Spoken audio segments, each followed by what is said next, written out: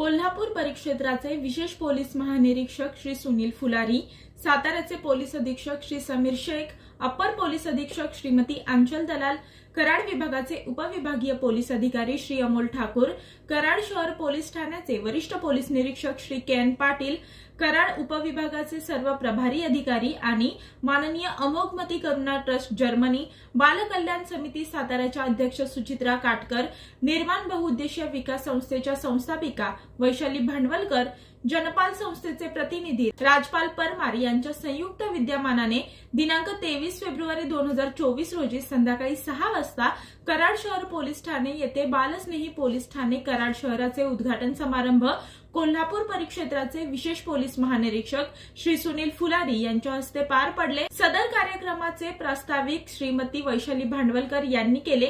त्यांनी बोलताना बालस्नेही पोलीस ठाण्याचे महत्त्व पटवून दिले।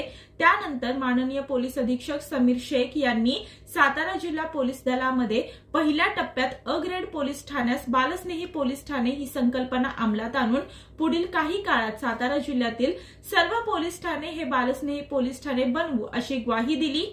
विशेष पोलीस महानिरीक्षक कोल्हापूर परिक्षेत्र श्री सुनील फुलारी यांनी आलेल्या सर्व बालक, महिला तसेच ज्येष्ठ नागरिकांना पोलीस अधिकारी व अंमलदार यांनी आदराने व आपुलकीने वागणूक दिली पाहिजे। तसेच सर्व पोलीस अधिकारी व अंमलदार यांना निर्माण बहुउद्देशीय संस्था यांच्या वतीने आपल्या स्तरावर 3 तासाचे प्रशिक्षण देण्यात यावे असे सांगितले।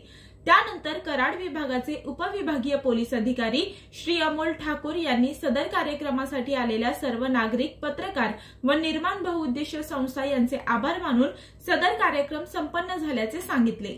मी वर्षा काटेकर, योद्धा न्यूज, सातारा।